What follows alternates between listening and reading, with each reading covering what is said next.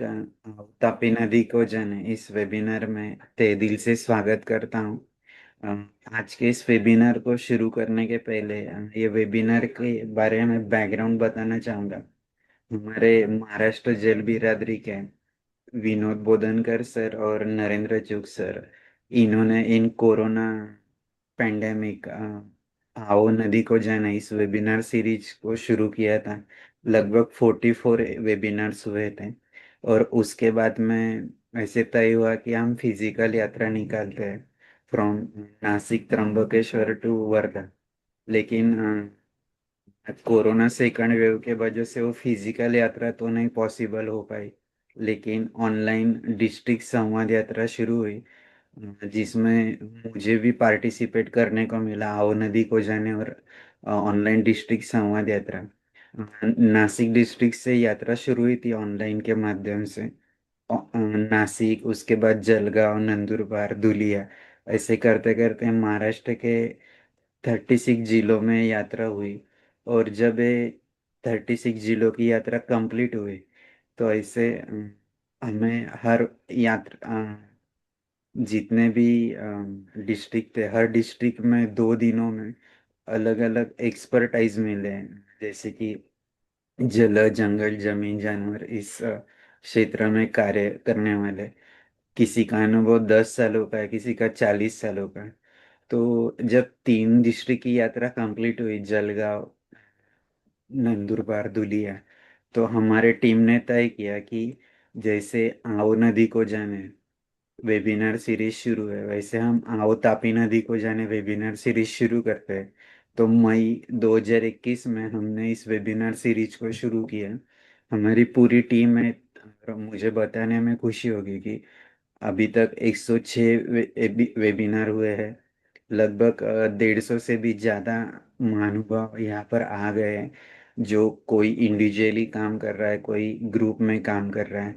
जैसे अलग अलग ग्रुप मिले हमें, भूजल वारकरी, मिशन 500, गायत्री परिवार, art of living, Surat project, Multai से तापी माँ के सेवा का काम करने वाले, तापी माँ की पद यात्रा निकालने वाले, ऐसे अलग अलग ग्रुप्स हमारे साथ जुड़े, जो तापी माँ की सेवा के लिए जल, जंगल, जमीन, जानवर इस क्षेत्र में कार्यरत है। और आज तक जितने भी महानुभाव आए, अगर आप देख पाओगे इतनी सारी लिस्ट है कि अलग अलग क्षेत्रों से, तीनों राज्यों से लोग जुड़े। और जो 100 एपिसोड था, तो हमें खुद हमारे जो मेंटर डॉक्टर राजेंद्र सिंह जी, उनका मार्गदर्शन मिला, उनके आशीर्वाद मिले कि ये कंटिन्यूअस शुरू है ऑनलाइन यात्रा। तो मैं ज़्यादा वक्त न लेते हुए आज के इस वेबिनार में हमारे जो स्पीकर है डॉक्टर सायली मैम, उनका परिचय करने के लिए HM पाटिल सर से रिक्वेस्ट कर और सभी श्रोताओं का स्वागत कर। Doctor HM Patil sir. Thank you, Vishal ji. First of all, I am welcoming uh, Saili ma'am, Saili Sandeep Joshi ma'am. मैं उनका इंट्रोडक्शन करना चाहूंगा। uh, Saili ma'am, she is a CEO of Shrishti Eco Restoration Institute, SERI, as well as Vice President of Shrishti Environment and Sustainable Society, as well as she is eco consultant for National Mission for Ganga Cleaning by Ministry of Water and Environment, Government of India.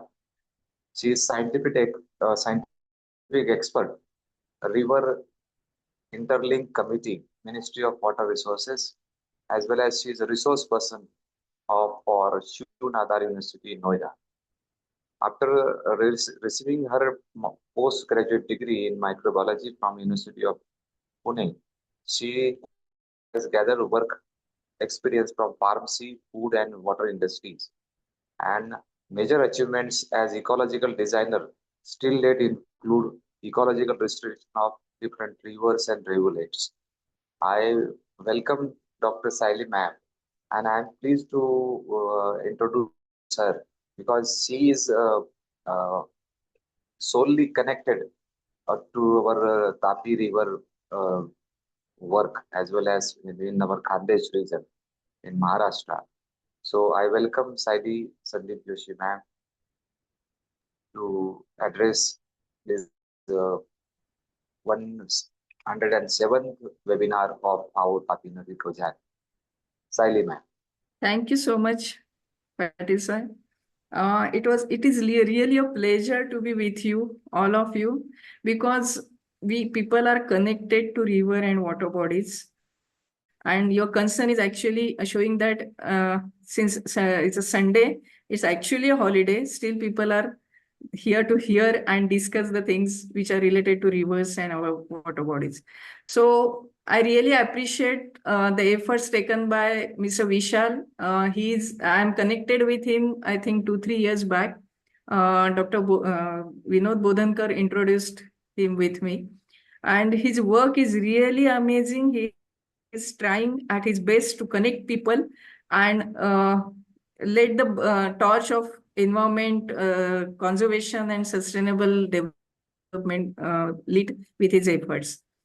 So I'm here. I think I can speak in English and Hindi, both languages, but English is preferable because most of the terminologies they are can understand better in English. So I will prefer speaking in English only. बीच बीच में हिंदी आता रहेगा.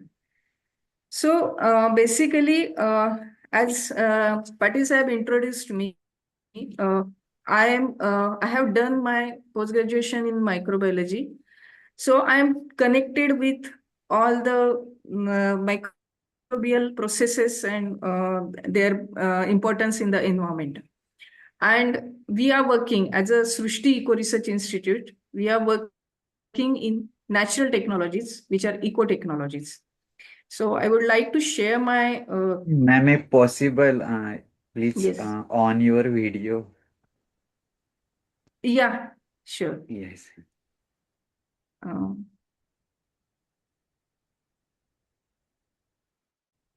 so is it okay? Are you able to see?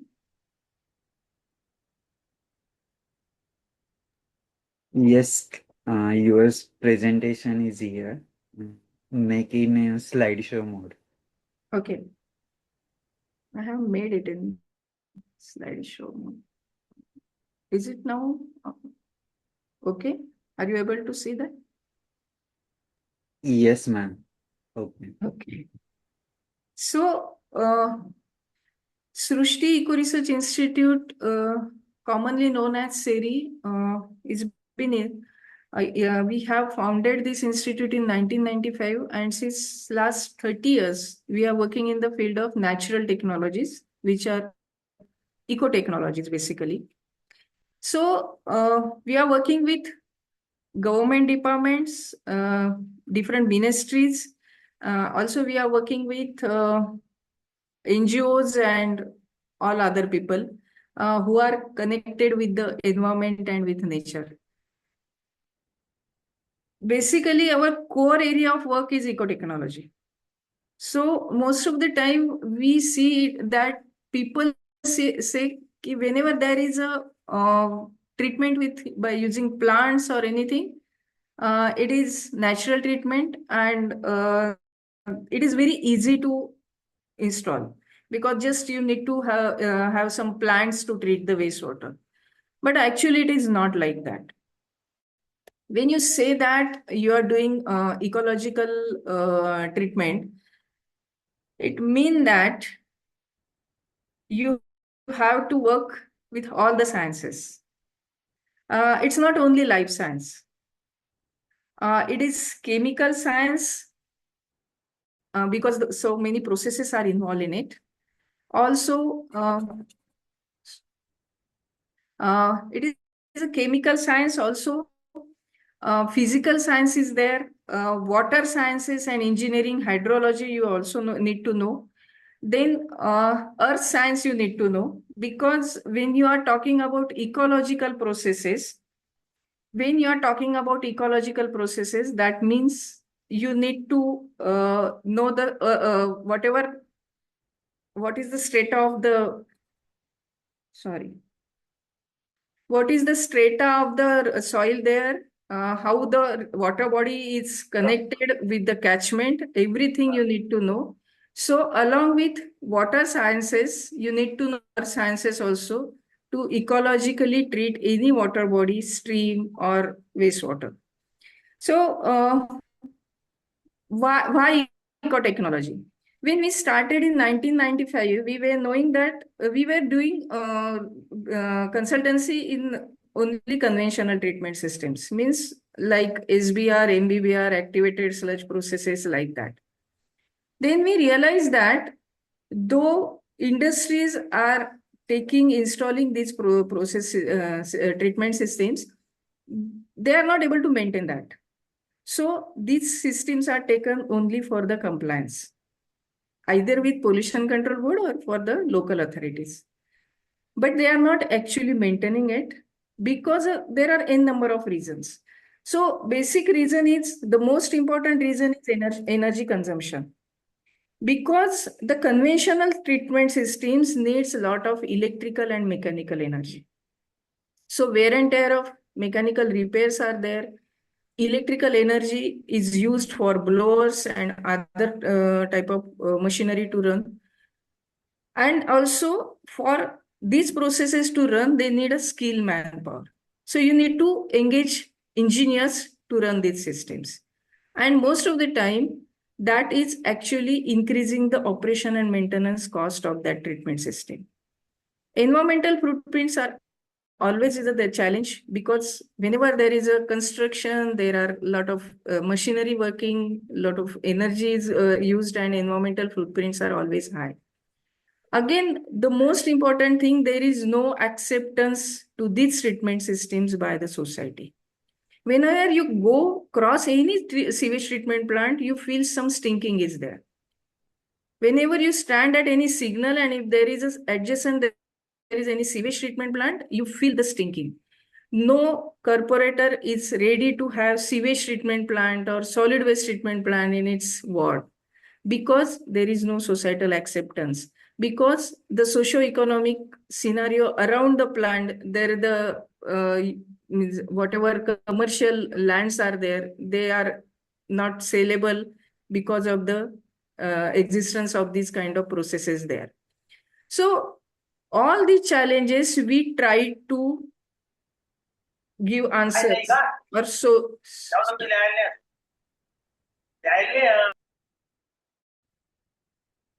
to all the challenges, we try to give solutions through ecotechnology. So what is ecotechnology? Because we are using most of the biological energy, there is zero energy footprint. We are not using any machinery. We are not using any chemical to treat the water. And that's why there is no energy footprint, no chemical energy, no man-made energy. And since we are avoiding chemical energy, the ecological toxicity of the treated water is reduced. Again, these are very simple systems. Any gardener can even maintain that if you give a good training to him. So you don't need any skilled manpower for that. Then, since it's a biological system, no greenhouse gases are emitted, because most of the conventional treatment systems emits methane and H2S gases. So this biological system avoids emission of these gases also. And the most important thing is that it is looking very aesthetic, because we are using plants and there is a good greenery, good flowering plants are there, perennial flowering plants are there. So this all the scenario at the treatment site is very pleasant, very scenic, and since use of microorganism is there, we are putting such kind of consortia that there should not be odor around the system. So whatever challenges were there in the conventional system, our design philosophy was that we have to give solution to these challenges, so that even commercial people should able to maintain this system, run this system efficiently. So at least the water which is generated at wastewater is generated at source should be treated properly. Either they can recycle it or they can use it for other domestic purposes. So most of the people say that, oh, it's if it is natural, it is very easy. It's not like that. You need to have base scientific knowledge when you are using natural treatment systems. You need to have base scientific knowledge of the ecosystem, basically ecology. What is ecosystem? Because ecosystem has very complex processes in it. So you need to have that knowledge of ecosystem, and you need to have a root cause analysis of any pollution. If any water body is getting polluted, why it is getting polluted? So you need to have a detailed scientific root cause analysis. I will give you some examples, case studies during this session, so that you will definitely get the idea how the root cause analysis helps you to give a proper solution. Then credible evidences you need to search for. When you are treating industrial wastewater, it is very easy that you know what is process is going on. You know what quantity of what quantity of water is consumed in the processes, and you know what is the quantity generated, wastewater generated. But when you are talking about any open surface water body, whole the scenario changes. There are no any direct calculations. In a day, the flow rate change. Means we are thinking that in a season the flow rate changes for the surface water body, but actually in a day the flow rates are changing. In 24 hours, whole the parameters of any surface water body are continuously changing. So credible evidences play a very, very big important role in designing any treatment system. It's not just like fit it and forget it. You need to get the evidences, what is the root, what are the root causes, and how you are going to address those root causes while doing the ecological treatment. So what we are doing? Actually, we are taking help of all the biological energy. From where this biological energy is coming? It is coming from plants and different kind of microorganisms. So now, Miss, when TVs are there in every household, we usually see the advertisement that there is a kitanu and jivanu ka hamla. These kind of advertisements are there, and even small kids are actually attracted to these advertises because they show so many animated small microorganisms moving here and there, and we see that, oh, microorganisms are very bad to health. This is what the perception is through the advertisement. But let me tell you, as a microbiologist, all these microorganisms are really, really helpful. There are some microorganisms which are pathogens and which are actually harmful to human, but we are surviving on the earth due to microorganisms only. When we were kids, we were being taught the food chain. The food chain is like a pyramid. We always see that at the bottom, there are producers, which are generally green plants, as we were told. All these green plants produce some kind of food. That food is being taken into the every step of food pyramid so that every next level will get energy. So primary producers are there, then secondary producers are there, carnivores are there, and so on. The energy is going through the food chain. Now, if we give a very bad situation, there is very bad situation, the area is not clean, the plants are not getting their proper food, the soil is very bad in shape, are they able to produce good food? Just like human being can't live in its own waste, plants also can't. So who is helping the plants to grow? Below this food chain, food pyramid, there is a detritus food chain going inside the soil. And that is the key of keeping the environment healthy and intact. So this detritus food chain is made up of different kind of microorganisms. So microorganisms are not only Jivanu and Kitanu. There are n number of species. And all these microorganisms come together so that whatever waste is there in the soil, they degrade that and they get available, they keep the plants survive and give them nutrients from the soil. It is also called as biome. So these microorganisms are actually doing degradation work 24 by 7. And due to this degradation, a good quantity of nutrients are available for the plant. And then they can produce. And we call them as primary producer. So if microorganisms are not there in the soil, the primary producers won't do anything. So we are getting help of these primary producers. We are getting help of these microorganisms. And that's why this is a natural ecosystem. When there is a natural system developed in any ecological form, it is sustainable. Because Jivo Jivasya Jivanam. Until food is there, microorganisms will grow. As they grow, they give food to the plants. And as the plants grow, the other pyramid of the food chain will be continued. So, Jivo Jivasya Jivanam, this is the basic principle of any ecological treatment system. And that's why it is ecologically robust. See, when we go to any function, usually at home, we eat 2 or 3 chapatis, dal, rice, something in our daily food intake. But when there is a function, when there is a marriage, when there is a party, and if that function is going, say, for 2-3 days, we eat a lot.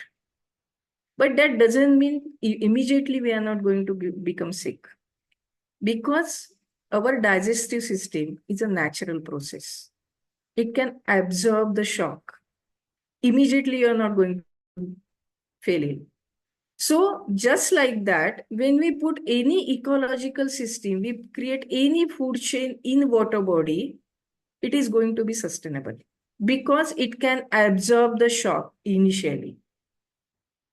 At one industry, we put this ecological treatment system for their wastewater, and we could found that during Diwali vacation, there was a holiday to the industry, and suddenly the maintenance department people, it was for chromium treating. That was industry was chromium electroplating industry. So the system was actually digesting chromium, which is a heavy metal. And generally, who is having knowledge of heavy metal and microorganisms, we know that microorganisms can't survive in heavy metal. But let me tell you, microorganisms can survive in heavy metal. They can even degrade cyanide. They can even degrade RDX. This is their capacity. And we are getting plastic degrading microorganisms in our environment because nature wants solution to everything. Every problem has, nature has solution to every problem. So when the chromium plating was there in the industry and we were treating chromium wastewater there, the results were fantastic. Everybody was so happy. Suddenly what happened? One day there was a close down of the industry due to Diwali vacation.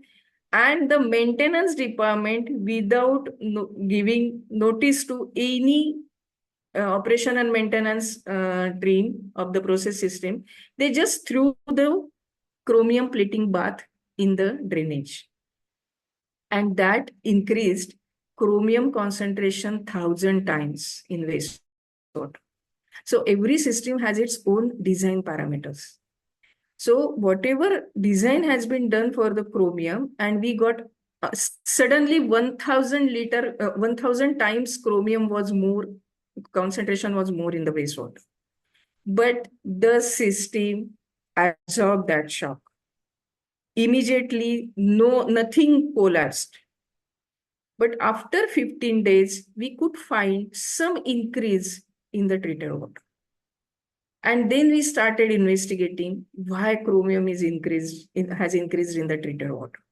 And then we came to know that before 15 days, the chromium bath was emptied in the wastewater channel. But still, the system tried to fight against that and it survived well.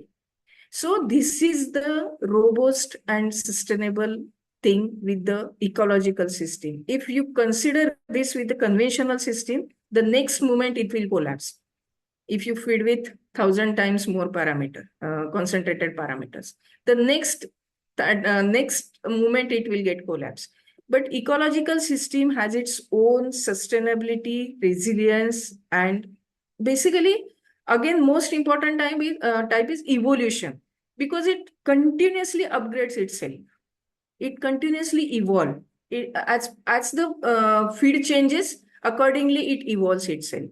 So initially we put some microorganisms in this treatment system, but afterwards, as per the requirement of the wastewater which is coming into the system, the microbial consortia changes itself. It is natural change. These are natural mutants, and they adapt to the system as they are getting whatever feed they are getting. According to that, they adapt themselves to digest that feed and survive on that and multiply on that. So all these type of things only you can get in natural system. No conventional machine-oriented system can understand these processes and can't adapt to the shock loads. So, as I told, the basic principle is once one organism's waste is other's food.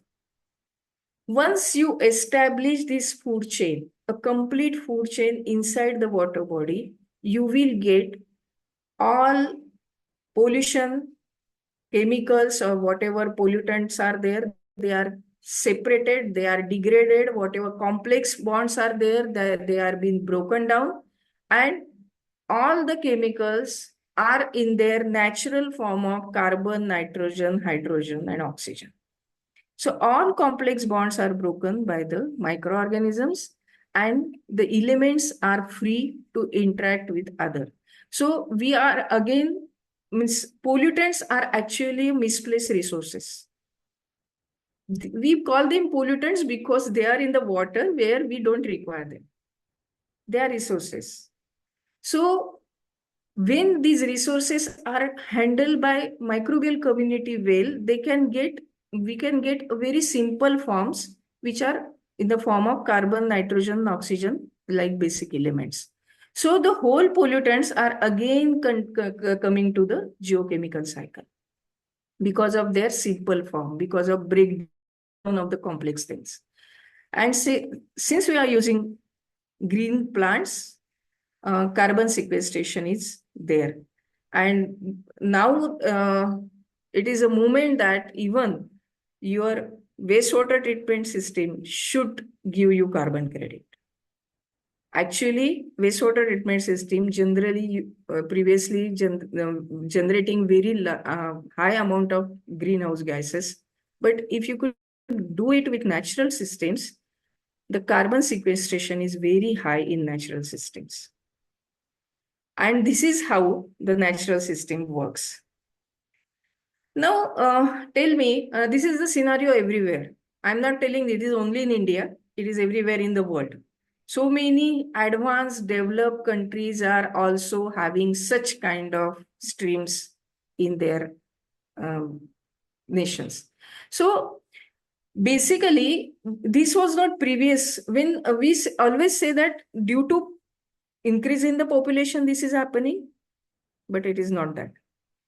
Previously, the upstream village used to get a clean water from the river. They were drinking that water. The kettles were fed on the water. They were bathing in that water body in the river. They were washing the clothes on the bank of the river. They were doing every domestic activity on the bank of the river. Still, that river was able to give again pure water to the downstream village for drinking. How this was happening? This was happening due to the river system.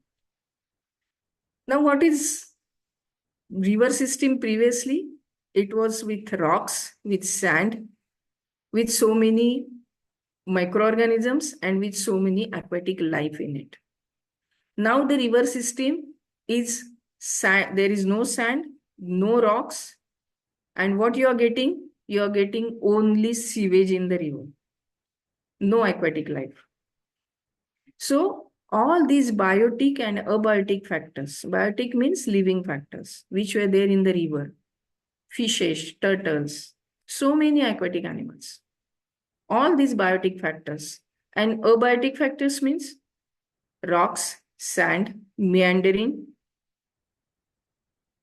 All these factors were giving the river its life.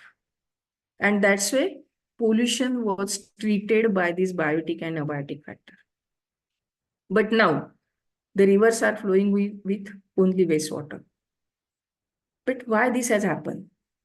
This has happened because the river is not getting its time and its space to treat itself. It is called as self-purification capacity of any water body. Every water body is a living creature. That's why in our culture, we worship water body. We call it as a Mata because it is a living system. It harnesses so many animals in it, so many life in it. But it needs some space and time to purify itself. And that is we are not giving the river now. Because of increase in the population, there is no gap between the cities and villages. Again, our farmers are using a lot of fertilizers and pesticides. There is no wise farming like any terminology because we were being told that we need only the more and more crop production we need. That is the mentality has been since after independence. So farmers are using more and more fertilizers and pesticides.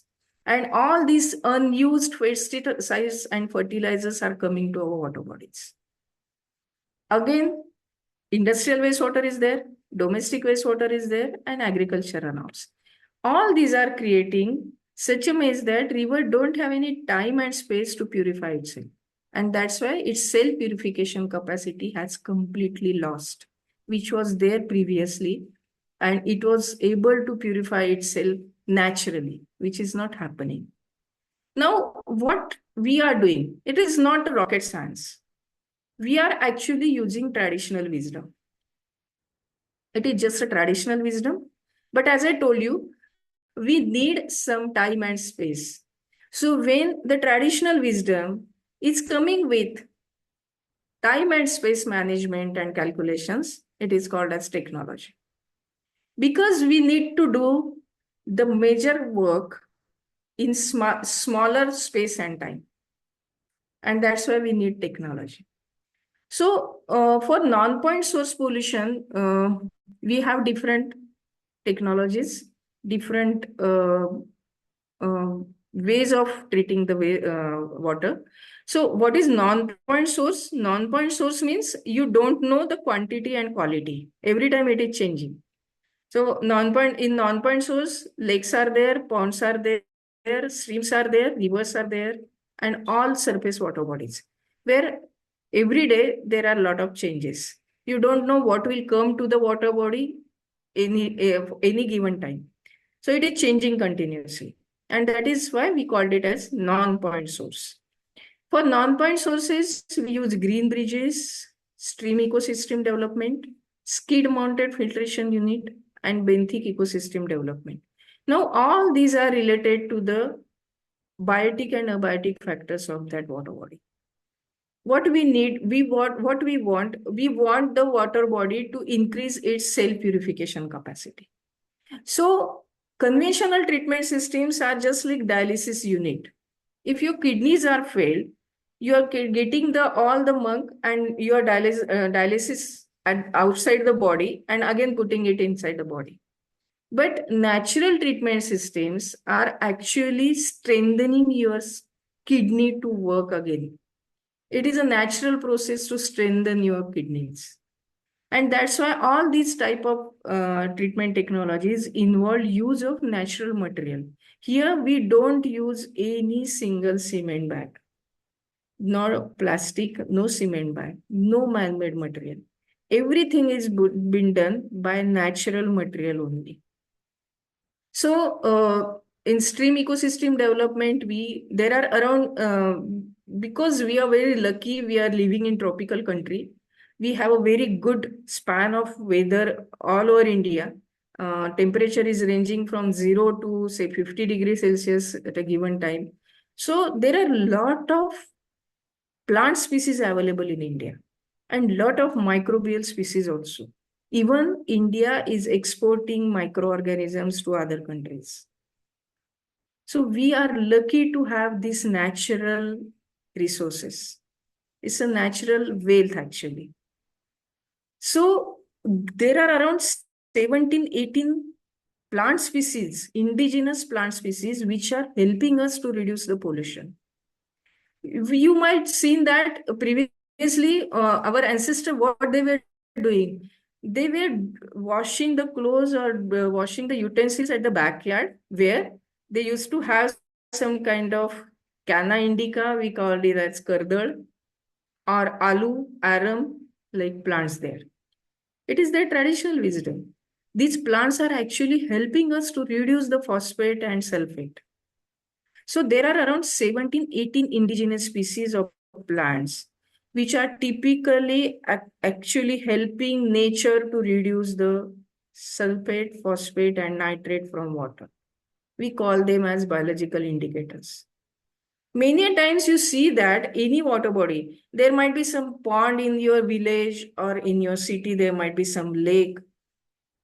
You can see that over a period of time, as the settlements around that water body are increasing, residential, commercial area is increasing, slowly that water body is covered either with jalakumbi, water hyacinth, it may have duckweeds, tickly gavat, all these things, whatever they're coming into the water body, they are growing because they are telling you that some kind of pollutant is increased in the water body.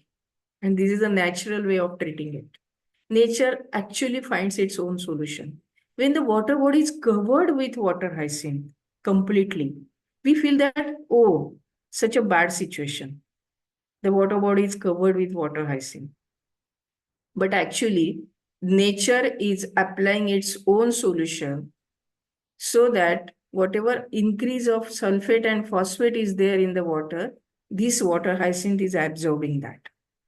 It's a natural way of treating the waste. But then there are disadvantages of it. You can't just allow this kind of biological indicators, we call them, to grow on the water surface because they're weeds. Their growth is enormous. And when there is an enormous growth of these kind of biological indicators or weeds on the surface of water, though they are reducing the sulfate and phosphate concentration, but they are actually, when it's an enormous growth, they are actually having bad effect on the other ecosystem of the water because there is no penetration of sun rays. There is no aeration in the water body. And that's why the whole ecosystem collapses. So whenever you saw any lake, any pond, which is covered with water hyacinth, duckweed, anything, it is for sure that that water body is getting pollution from somewhere. And that we need to find out from where the pollution source is. So there are a number of things we apply to this water body. Green bridges is a patented technology. In this green bridge system, what we do, we put some natural enclosures inside the water body. And within that enclosures, these are porous enclosures. Within that enclosures, we put some microbial consortia. Now, why I'm saying consortia? I'm not putting any single type of bacteria, any single type of fungal species, or any single type of algal species. It's a kind of consortia. When there is a consortia, sustainability increases. When you put any single species, that species will digest the pollutant, whatever form is. If you're putting it for, say, chromium, you're putting it for nickel, or you're putting it for some sulfate, phosphate. So that pollutant will be digested. But then these microorganisms have very little lifespan, say 20 minutes or so. within 20 minutes, their whole life is completed. Whole life cycle is completed within 20 minutes. So they are continuously multiplying. They are continuously multiplying. And simultaneously, there are dead cells also. After 20 minutes, every cell is going to die. So if you put any single microorganism only, see, this wastewater is having sulfate. So I want to only degrade sulfate. So I put sulfate degrading bacteria. What will happen? That bacteria will degrade sulfate. But then the dead cells of those bacteria, who is going to remove that?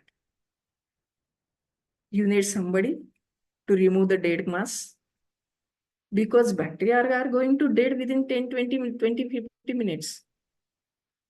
And there are in millions, they are not one and two bacteria. The bacterial cells, there are millions, trillions cells are there.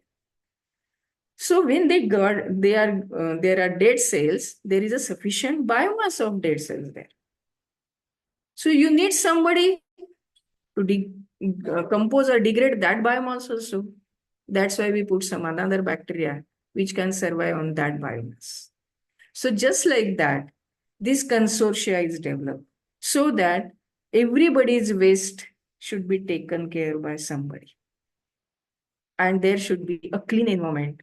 And the cycle should go on without interrupting. We don't need to see the basic philosophy. We don't have to add something and we don't have to remove something.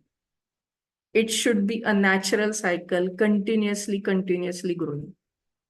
If you continuously want to add something and remove something, there the involvement of man machinery comes and it increases the cost, and again it increases the requirement of skill level.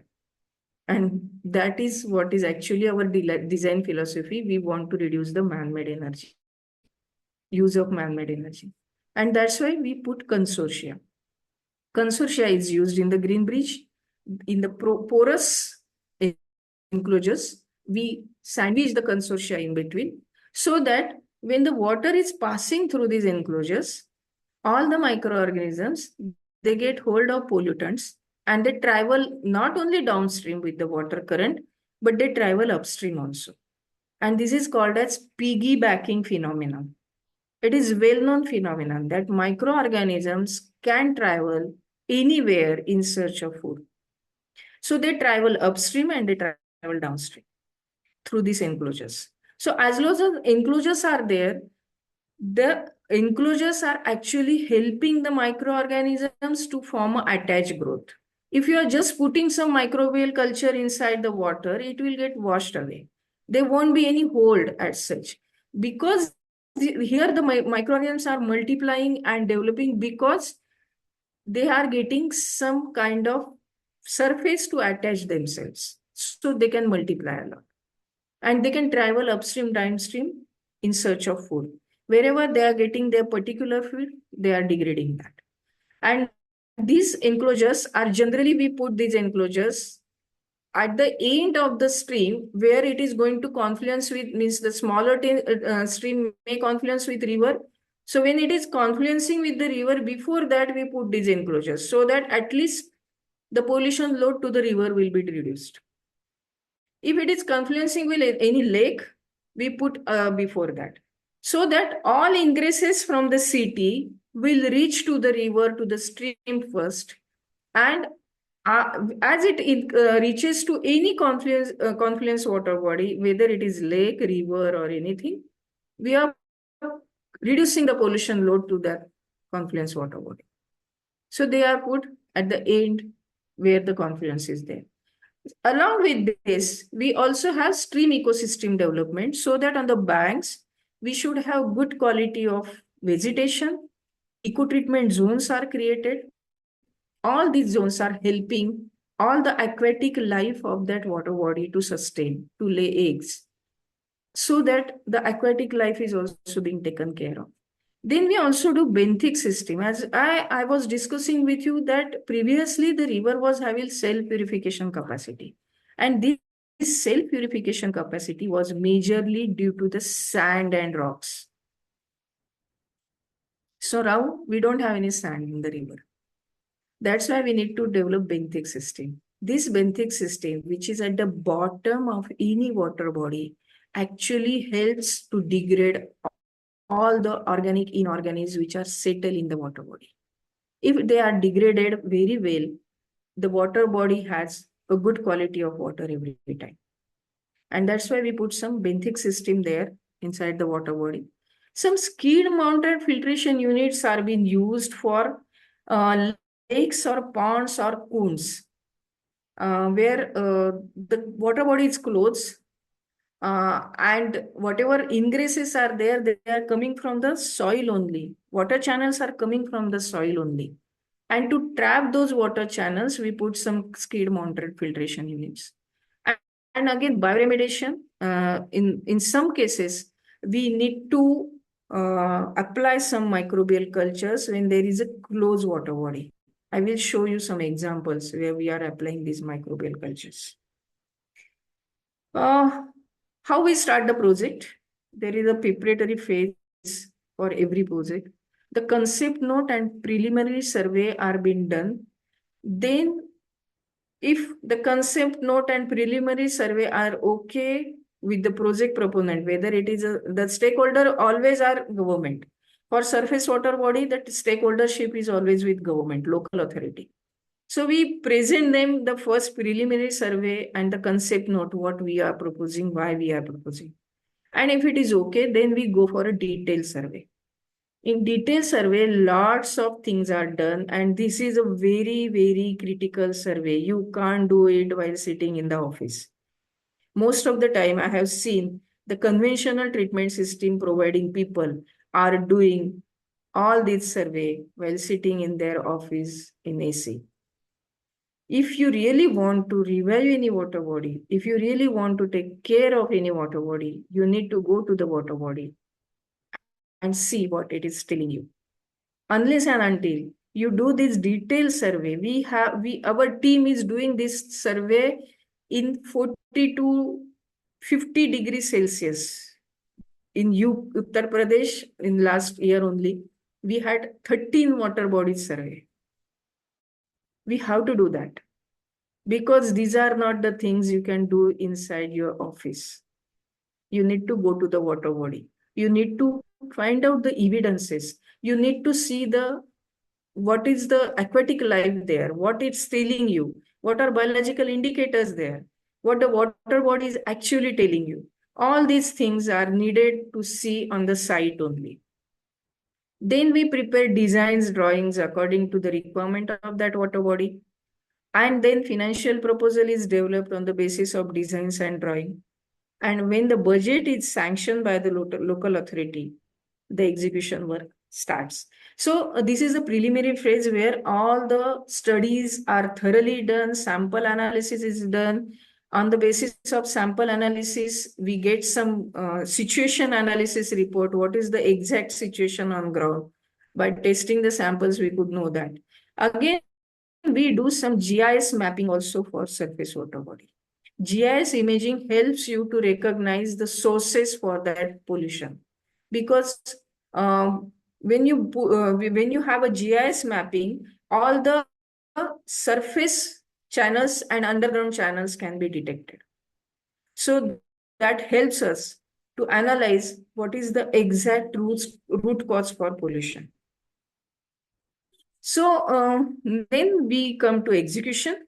For execution, site development is must, because we know that every water body, surface water body in India is having a lot and lot of solid waste.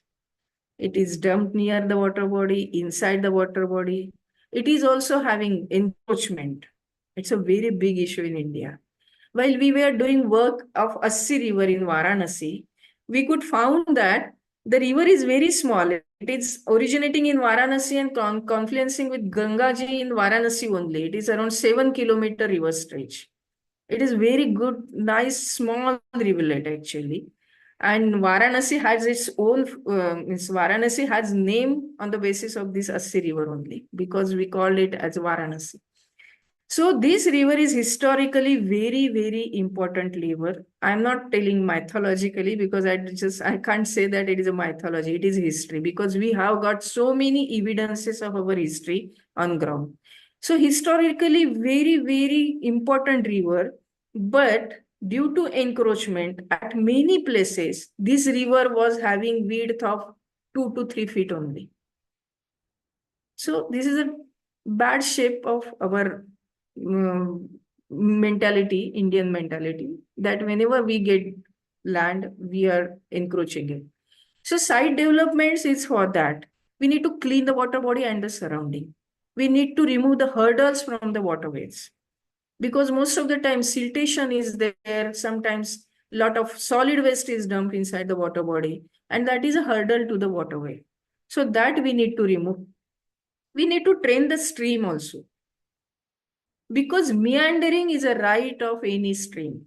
Any natural water body needs meandering, and it has its right. In Pune, I'm living in Pune. I usually say in all my lectures, when I am delivering lectures in National Water Academy or Regional Training Center, I usually say that Punekars call them as Oxford of East. But what we had done to our river? You can see the river channelized up to 23 kilometers in Pune. Our rivers are straight and the roads are meandering. And we called ourselves at Oxford of East. So our rivers are flowing straight. We are not allowing our rivers to their own land. We say that, oh, this land is for us. We have circus. We have so many shopping events on this land. So we are not giving the river the land, and we are, while developing the roads, we need to protect the private properties. That's why our roads are meandering. In Pune, all roads are meandering. Not a single straight road you can find anywhere. But our river is straight. It is flowing very straight. So many water hurdles are there inside the river stream. We need to training of the stream is very necessary. So the meandering gives oxygenation. Oxygen is very much required for every water body. Meandering generally has two advantages. It dissolves oxygen and simultaneously it removes the silt from the water. Silt settlement is there due to loss of velocity. Silt control and erosion control measures we need to take because most of the time the banks are open, they are dumped with solid waste. We need to give a proper shape to the bank. We need to do green pitching, stabilization of the bank. Then some in-situ treatment system we install, ecological measures we install inside the water body. And along that, habitat development, we need to develop habitat for the aquatic life. And afforestation, since it's a natural treatment, we need to have afforestation. If you compare the conventional treatment systems and ecological restoration, the capital cost is very, very less as far as ecological restoration is concerned. You can see in conventional treatment system, infrastructure development plays a major role. And in natural treatment systems, ecological ecosystem approach or plants and afforestation plays a major role. So there is a vast difference in capital investment. Now you will say, so if it is so cheap, why everywhere it is not been installed? Since last 30 years, we are changing the mindset of bureaucrats. We are changing the mindset of decision makers. And we are still fighting to change the mindset from infrastructure related, heavily infrastructure required projects to the ecologically restored projects. So we are still in that process. We say that there is a less operation and maintenance, and that is actually hazardous for the government system because they need more operation and maintenance. But in private sector, the people are very happily accepting natural treatment systems because the operation and maintenance cost is reduced and they can market their product at lesser cost than their competitor. So they are very happy. But in government system, more the operation maintenance, more the acceptance rate. Now, some case studies we can see. This is one Ayad river of Udaipur. We restored it into the year was 2010. It is funded by UCCI. Actually, the Jheel Sanrakshan Samiti NGO is there in the Udaipur. They approached SERI because the Uday Sagar Lake, which is tourist destination number 1 in India, actually, not only in Rajasthan, in India. So many tourists visit this Uday Sagar Lake. So that Uday Sagar Lake was in very bad shape. The fish crop was not proper, and even the fishermen were not getting their good livelihood from the Uday Sagar Lake. And that's why this Jheel Sanrakshan Samiti approached us to do something, because this Ayad river was getting all the sewage from the city. At that time, in 2010, the population of Udaipur was around 6 lakhs, and equal floating population was there because it is a tourist destination. So all hotels, all residential complexes were pouring their sewage in the Ayad river because Udaipur was not having any sewage treatment plant. So this river was the basic main culprit of pollution of Uday Sagar Lake. So they approached us and they asked us to develop some scheme for this. When we develop a scheme, we approach the commissioner. That time, Mrs. Aparna Arora was the commissioner of Udaipur. She immediately told us that, see, if you want to wait for the government's funding, nothing will happen and your enthusiasm will get lost. So instead of waiting for government funding, why can't you go for industrial help for this? We requested her that you take an initiative and approach industries. If they are ready to fund, we are ready to install it. So it was a very good public-private participation. Government was there on the fencing to give all the permissions, because to do any work on surface water body, we need local government's permissions.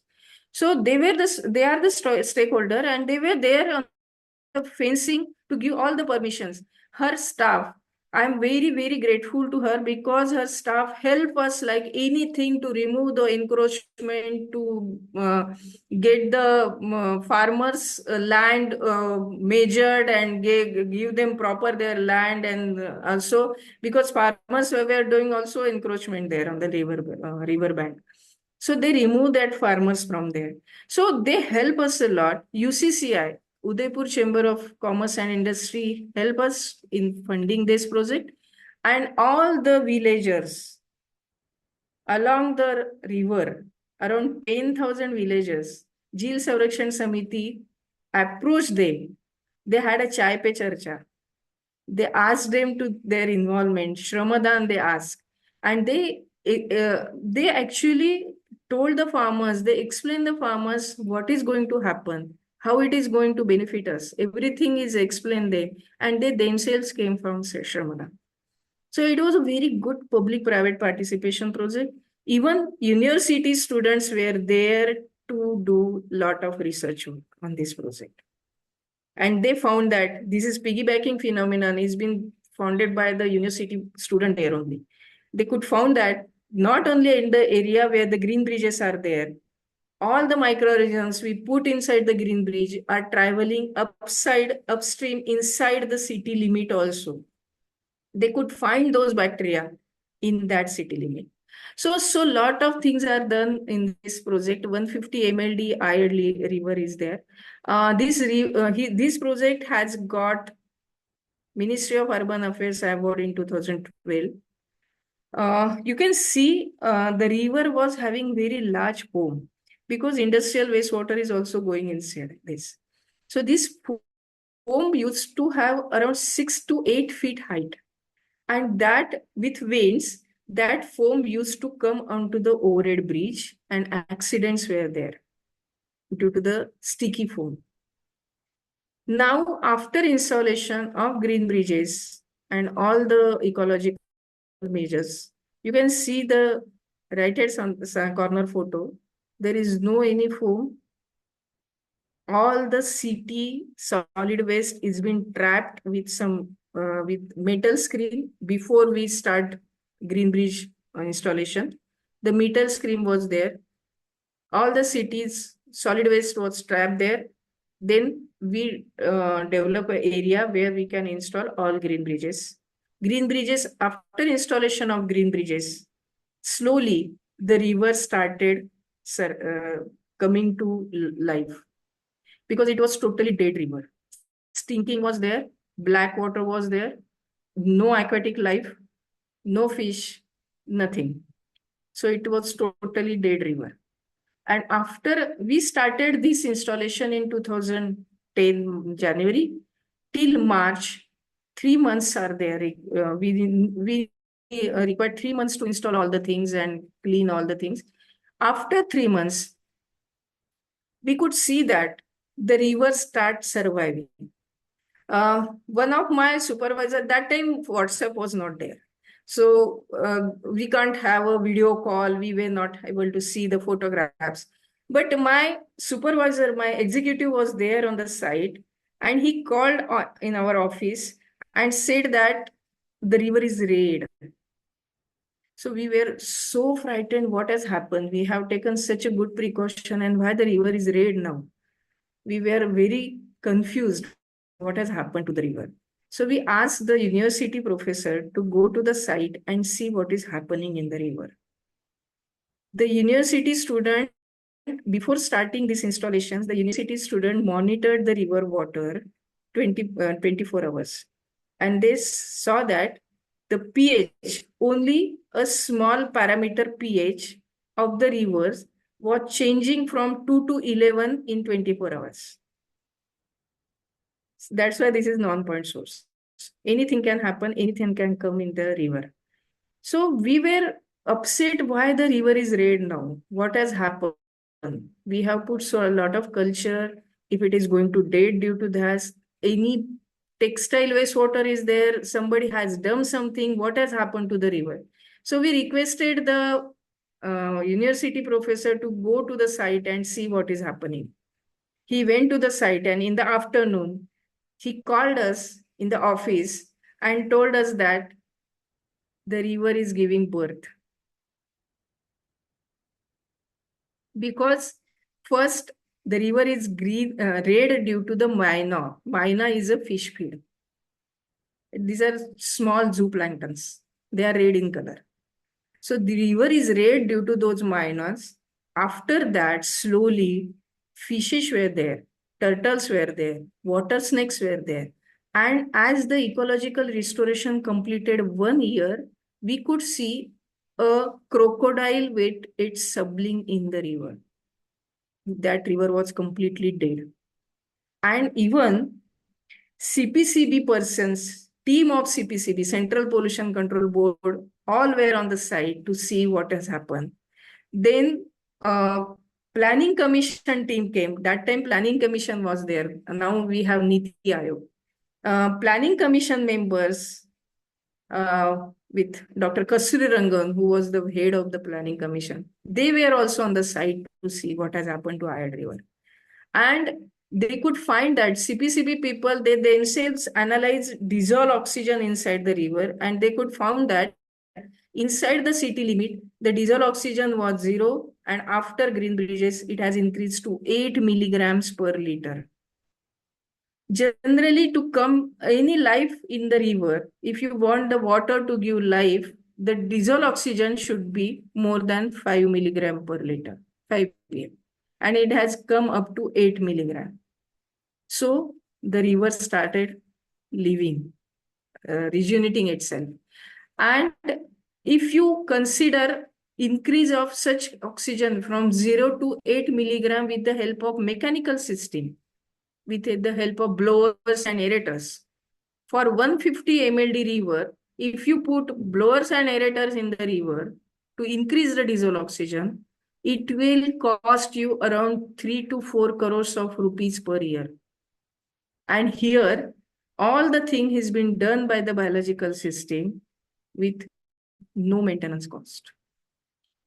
You can see those photographs. Even Dr. Kasurangan asked us, where are the laboratory results?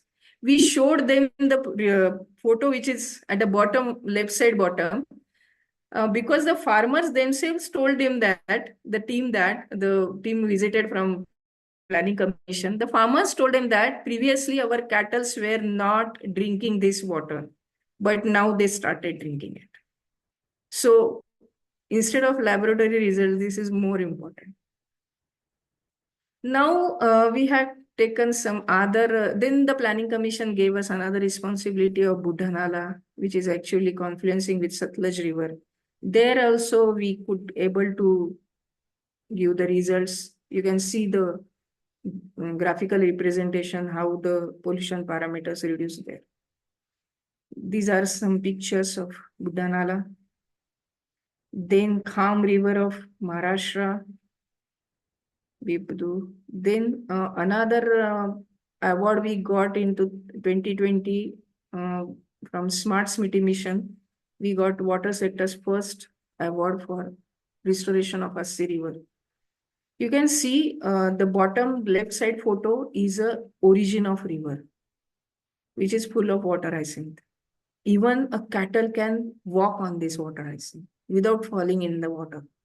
You can't see any water, droplet of water, because the whole pond, which is the origin of Assi River, is full of water hyacinth, because all the wastewater from the catchment was disposed in this only.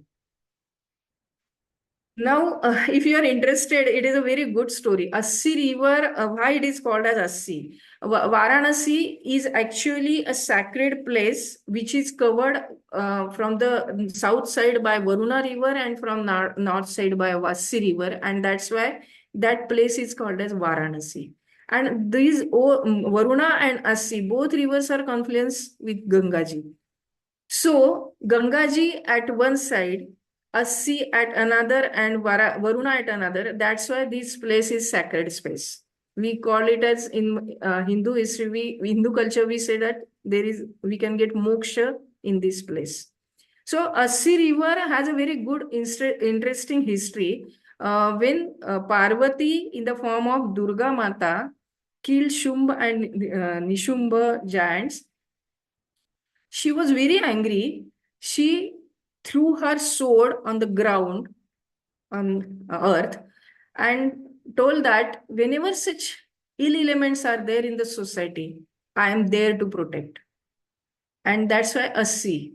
Yes, I am there. The Assi's next meaning is sword. You can say talwar. She put it on the ground. That's why it is Assi. So if you see the origin of Assi River, it is a pond, small pond. There is no mountain, no any hill, nothing on the ground, which is just like a playground. The Assi has originated. Now after when we started studying this river, we could find a topography, and we could search that there is an aquifer which is coming from the Himalayas, and it is busted on this area, and that's why Assi has originated. So history has its own relevance also. The aquifer is coming from Himalaya, and it is busted in Varanasi. You can see so many state it is traveling, and still Assi River is getting good water from bottom, from the earth. There is no drying up of river, though there is a lot of development in so many states in its catchment. So the aquifer is still live. It is giving water. And that is what is our history is actually showing relevance. This has aquifer has origin in Himalayan aquifers. So this river is full of encroachment, lot of solid waste, a lot of sewage, everything was there. And we could able to restore it. In 2020, we would get the reward for this. Now, this is Prime Minister's, Narendra Modi's house, Prime Minister's house in Delhi. Kushak Nala is there adjacent to the Prime Minister's house. And we could get opportunity to treat that Nala also. NDMC awarded this to us. Now we were talking about the surface water body. Now there is a wastewater generated at residential complexes, commercial complexes, and even industries. For that, we have a vertical filtration system. Now for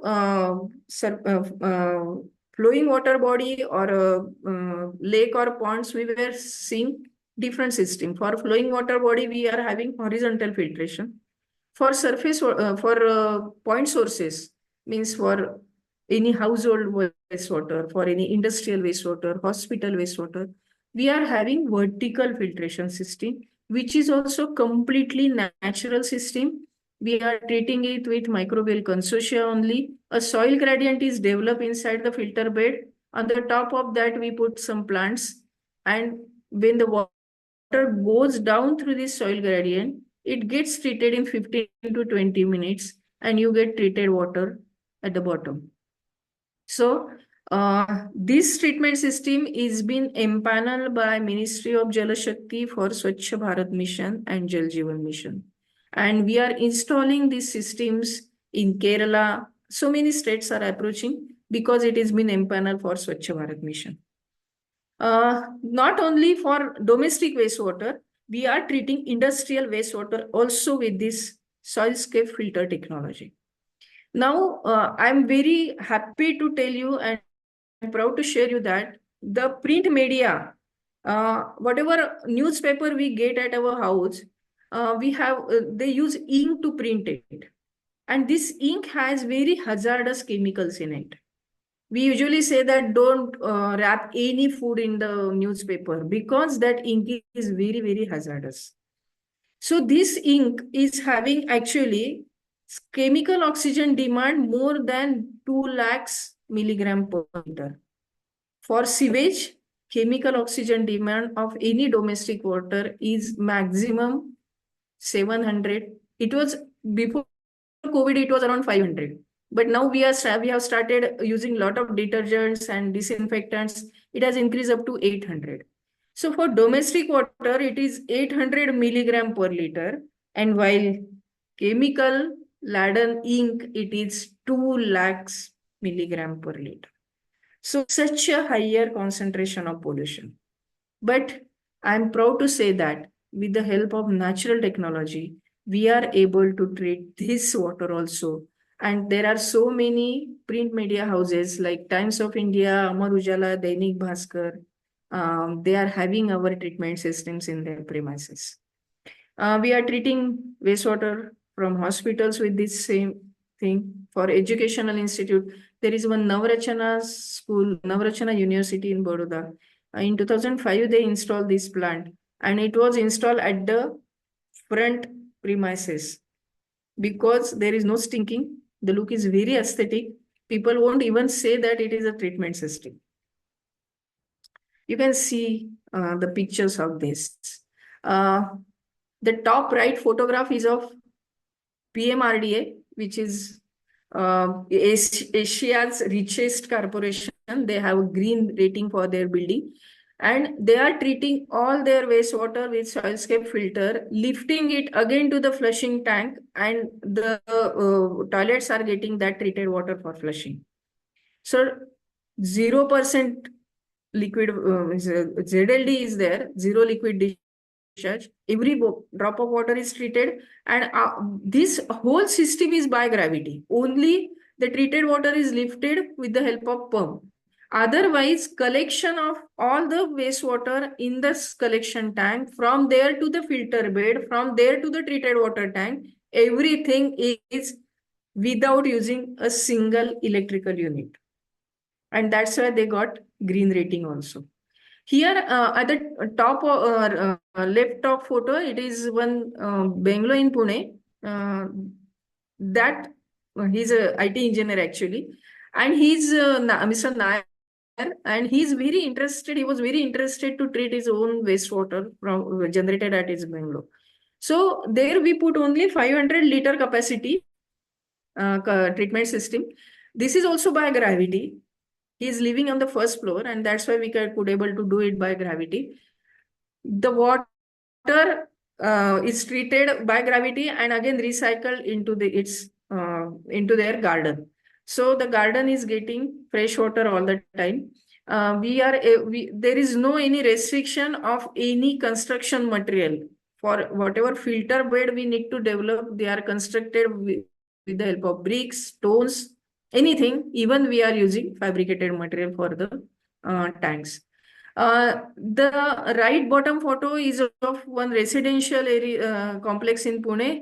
In this playground compound wall, we are treating 60,000 domestic wastewater. It is at the fencing of that playground. Now you might be knowing that Pune parents are very cautious. They won't allow their pupil to go to the ground where there is a stinking or there is any problem with the wastewater. Whole this system is treating 60,000 liter daily, and still children are playing very nicely in the park. This again the left hand side bottom photograph is again of treatment system where the building was not having any particular area for the treatment system. So we put the treatment system along the fencing wall, and there we are treating the water. So no geometrical area as such required. It can be a trench, it can be any geometrical area, round, squares, rectangle, anything. Then again, the last product we are doing is public toilets. We are actually providing treatment at source for the public toilets. So that most of the time the public toilets are unhygienic because no water is there for the flushing. So when you treat the water at the source and again put it at the overhead tank, there will be always water for flushing into public toilet. So this has been installed in Nijampet Corporation. There are around 100 toilets we are developing, where public toilets wastewater is treated at the source and again used for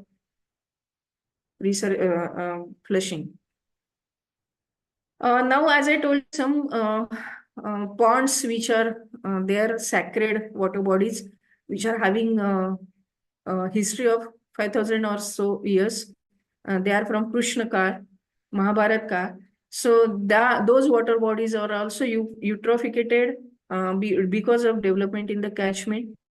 Such kind of water bodies we are now in Mathura, Rundavan, Barsana, all these Brajadam, we are actually treating these water bodies and making them eutrophication free.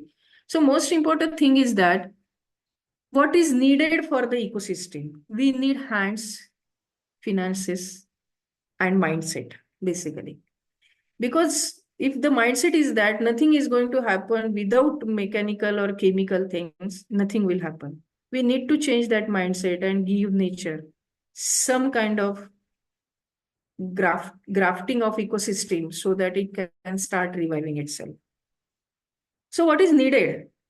At the local level, NGOs, volunteers, green clubs, people, this is the best will, which is actually acting at the active at the local level. That will gives their requirement, what is needed to the surgeons, designers, planners. They should tell what is needed, what are the basic requirement of the local people. All these things, all these inputs are given to the surgeons and planners. Now whatever they design, it should be implemented by the government department. So it's a kind of gear for environmental sustainability. Every wheel has very important role, and every wheel should give input to other wheel, energy to other wheel to run. So that if all these three wheels come together, you can get a very good impact on environmental sustainability. Thank you so much for patience hearing.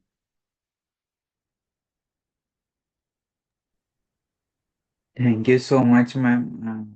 I request Dr. Snell, ma'am, to speak first.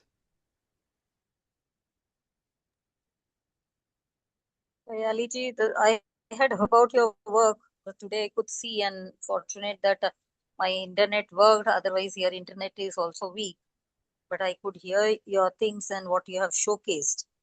Only thing always, as I say, like Uday Bhavalkar is also in Pune and you are also in Pune. But Yes. still Pune's condition is the worst. So that becomes a very this thing in the mind, that when people are there and the things are like this, why it is so, when already so much of success stories you have shown, and you have shown that how it works. But I don't know about many a times when we say that some success stories are done, but their retention, how is it in the present day? So I was, when you were showing about those rivers names, and because I was there in Asi and Varuna also, and I was just trying to look at what is the situation. The situation becomes again the same, because if it is not controlled, or it is not continued with that same conditions as we try to revive, then again back to the same situation as it was earlier. So these are the challenges which are there, of course.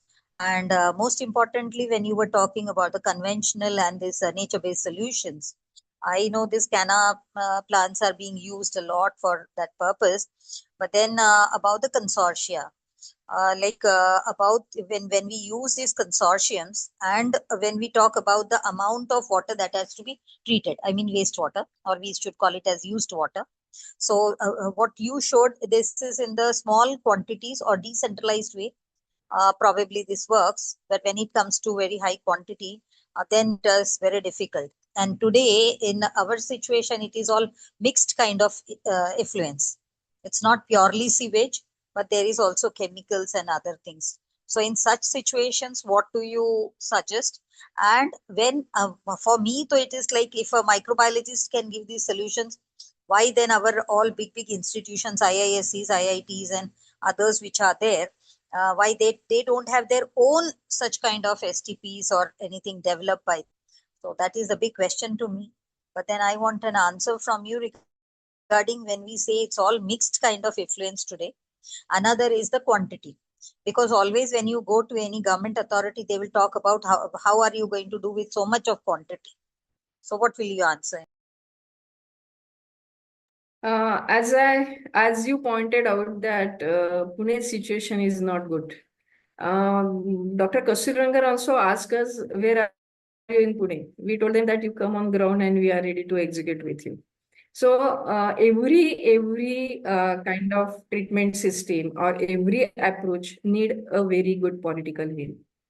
Unless and until, as I miss, everybody knows that every water body has a stakeholdership of government. So we can't do alone anything. We need to have some political will for that. So that is lacking somewhere, because infrastructure projects, you know, what is the financial inputs are there and how it is actually recommended and why they are is promoted. There are so many different issues. But the next issue is why ecologically restored projects are not sustainable in India. As I told you, in Assi River, we got very good result. It was a very good continuous work done by our team for around 2 years. We could able to revive the even government system gave us the award. We never approached for any award. They themselves nominated us. But when we asked them to allot some fund for the maintenance of that system, that time commissioner was there, Gaurav Verma. He tried a lot, but he couldn't make it. So the situation is that you have a hospital where you are giving you are a doctor, you are giving birth to some child there, and then the parents are telling that it's your responsibility to raise that child, bring him or her up to 25 years. This is not going to happen. If we give some well furnished product to the local authority, they should able to maintain that. But the mindset is not of that. Because I can tell you one thing in Assyria or what has happened. Whatever enclosures we have put in, the local people were very happy. They were very cooperative. They were coming to the site. Even they planted some trees, and they could see there is no smell is there. They can have their dinner and everything very nicely because a lot of mosquitoes used to be there.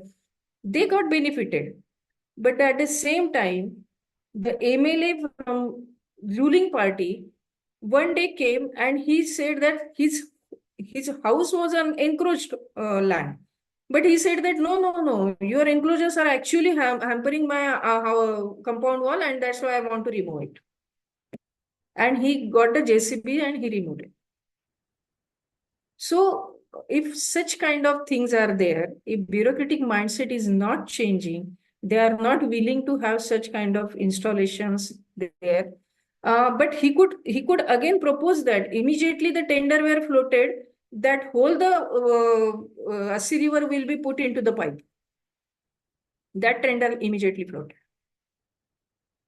because it is actually disturbing their encroachment. So we can't help. For how many years we can maintain our own restored river? For Udaipur river also, the same situation happened. We could maintain it for 2 years from our pocket. And then government people were asking, after say 3-4 years, where are the reports now, analysis report? We said, if you are not able to give any input, financial input, who is going to have analysis reports continuously? Who is going to analyze that samples?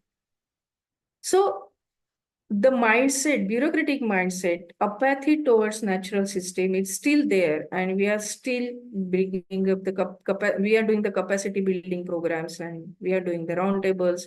We are doing so many literature we are producing, and we are submitting to the government that look into this. This is the way we can treat it, but there are so many issues involved in the government. You can't immediately, your ideas can't immediately be accepted. Now, your third thing, now not only sewage, it's a mix kind of thing. And when we go for a bigger plant, for centralized plant, these natural treatment systems are not working. It's not like that. The only thing is that for natural treatment systems, we need I won't say much larger, but little larger space is needed. And now here in all metros and everywhere, uh, builders are fighting for every inch of land. So getting such a kind of land for treatment system is difficult, and that's why there are plants. 400 mld is being treated by natural system. 100 mld is being. There are plants coming up, but still due to the space requirement, there are hesitations by the government authority also. And then these systems are not that much tested for the bigger volumes, I can say. But at the same time, what we are suggesting to the government, that instead of getting all the sewage to one place and without treating, letting it go into the river, why you are not promoting decentralized things, which can be handled by the community itself? And if you put ZLD plant where the water is recycled, immediately the quality of water will be checked by the consumer, by the user, and the alarm will be there that the quality is not good. What is happening in centralized system? They are treating the water. We don't know whether they are treating daily, whether they are just treating when somebody is visiting there, or they are just letting it go. There is no quality check on it. Because when some project students are there in my institute, we have a project where in Pune only, before STP, we could have some life in the river. And after STP, say some up to some meters, 500 meters downstream, you don't see any life in the river. Because we don't know what is the quality of STP water is, treated water is. So instead of promoting centralized plants, why can't you promote decentralized plants so that at least the quality check will be there, because the water will be recycled at the source after treatment. So this is actually need to be promoted, but again, there is no political will, I can say, for that. So we are still. Absolutely. Thank you. Yeah. Thank you so much. Dr. Snellman, thank you. Ravindra Singh ji, Surendra Singh ji. Ravindra Singh ji is from Madhya Pradesh. Yeah. He's a retired forest officer. Please unmute Ravindra Singh ji. Sir, I am Surendra Singh. Yeah, speaking sir. बोलिए sir. Sir, ma'am has given so many information and all things was very good. He is doing very well. And I want to ask a question to ma'am. The question is, when the chemicals and poisons were come with the water, then how will flora and fauna were survive? Can you please repeat it? Mal- Ma'am, when the chemicals and poisons were come with the spoiled water, then how will flora and fauna will survive? Yeah, basically, okay, that is what we are expecting. When you treat it with conventional treatment system, chemicals are there. Means it is not recommended. Chlorination is not recommended. Still, people are doing chlorination to the treated water. So these chemicals are actually bringing ecological toxicity to the water. So though after treatment, you can say that if you use conventional treatment system or chemical-based treatment system, you can get COD less than 20. You can get 2 BOD, which is less than 10. And this is recommended by CPCB for drinking water. So after treatment, though you get the drinking water criteria standards, but that water is not giving life. So there is no life in the water. So there is an ecological toxicity to it. And this ecological toxicity, though they don't have a bad effect on human bodies, it might be due to accumulation and biomagnification. They may at some time feel that. But before that, in a minor quantity of a very minute quantity of these chemicals, which are used in our houses, just like antibiotics, disinfectants, cosmetics, all these are coming to the wastewater. And in any conventional treatment system, these chemicals, which we call as micropollutants, there are around 32 to 40 micropollutants right now available in the water.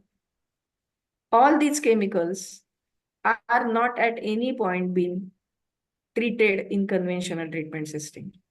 But in ecological treatment systems, we could able to degrade these pollutants. Because in Ayad River, what happened? We installed that plant in 2010, and in 2015, one Australian company has done micropollutant analysis of the Ayad River, and they could found that after green bridges, the micropollutant concentration was drastically reduced. Because as I told you, the ecological system evolve itself. Whatever feeding they are getting, they evolve themselves. So this ecological toxicity it's been reduced by ecological systems only. So when in 2018, Udaipur city got their own STP tender. It was around 2018 something. They floated a tender, and after seeing these results of green bridges and everything, what they put into the tender that though you treat it with conventional treatment systems, you put some ecological measures at the outlet of STP so that the water will be ecologically corrected. Then Very you good. can, yeah. Ma'am, another question is, how much area will it take to treat 5,000 liter of water to treat 5,000 liter per day? is 5 KLD. 5 KLD. Yeah, ma'am. Huh. So you want area or what is exactly? I want to ask how much area will it Area. take? Okay. So if you are considering domestic wastewater, for domestic wastewater to treat 1,000 liter, we need 1.5 square meter area. Okay. And for industry water, it varies. We are treating textile wastewater also. We are treating print media, as I told you, print media wastewater also. We are treating chemical wastewater also. According to the concentration of pollutants in the water, it may vary from, say, now for textile, we need 4 square meter area for 1 KLD. Hmm. For printing press, we need 3 square meter area for 1 KLD. So according to their concentration, that may change, but for domestic wastewater, it is 1.5 square meter for 1 KLD. For public toilet, ma'am? It is like that only, 1.5 square meter for 1 KLD. So that 1.5 square meter can be in a trench, can be in square, or can be in rectangular, whatever. Thank you. Thank you, ma'am. Right now, we are installing some treatment systems for railway toilets also. Okay. Thank you, ma'am.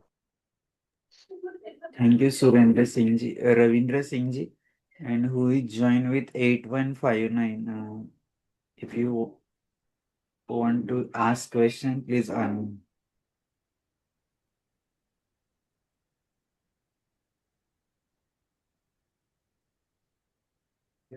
I think वो unmute नहीं कर पा रहे हैं। तो स्नाइली ma'am, बहुत बहुत शुक्रिया, आपने इतना कीमती समय दिया। और जैसे कि जो what is the treatment and what is the process behind it, और जैसे आपने कहा कि एक ऑर्गेनिज्म का दूसरे ऑर्गेनिज्म का फूड हो सकता है, उसका वेस्ट किसी का फूड हो सकता है।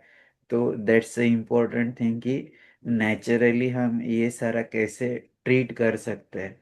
और जैसे कि आपने 2 बार जिक्र किया कि public and government participation is important. और इसके अलावा जैसे हमारे डॉक्टर राजेंद्र सिंह जी कहते हैं कि संत, शासन, महाजन और समाज, जब चारों पिलर मिल जाते हैं तभी कोई भी नदी अविरल, निर्मल और स्वतंत्र हो सकती है। तो वैसे आप आपके इस पूरे सिस्टम में कार्य कर रहे हो। और ये जरूरी है कि जब तक सारे मिलकर नदी के लिए काम नहीं करेंगे, तब तक we can get any solution. और जितना जैसे आपने कहा कि आपके जो टेक्नोलॉजी है उसमें less man power, less electricity, मतलब नो इलेक्ट्रिसिटी है। और ये सबसे जरूरी है। और सिर्फ जैसे आपने कहा कि उसे एक बार इंस्टॉल हो गया है, तो उसे संभालना है। क्योंकि ये तो सबसे आसान बात रहती है, कोई भी चीज बना दिया है, लेकिन उसे पाल पोस कर बड़ा करना, ये सबसे बड़ी जिम्मेदारी होती है। अगर वो कोई नहीं लेते, और कैसे होता है ना कि जैसे मैं अभी बहुत जगह नदी के बारे में या फिर एनवायरनमेंट के बारे में लोगों से बात करता हूँ, तो अगर कोई पुरानी चीज है उसे ट्रीट करना है और उसे रिपेयर करना है, उससे अच्छा सबसे अ, अच्छा सॉल्यूशन लोगों के लिए कि वो मिटा दो, नया बनाओ, टेंडर निकालो।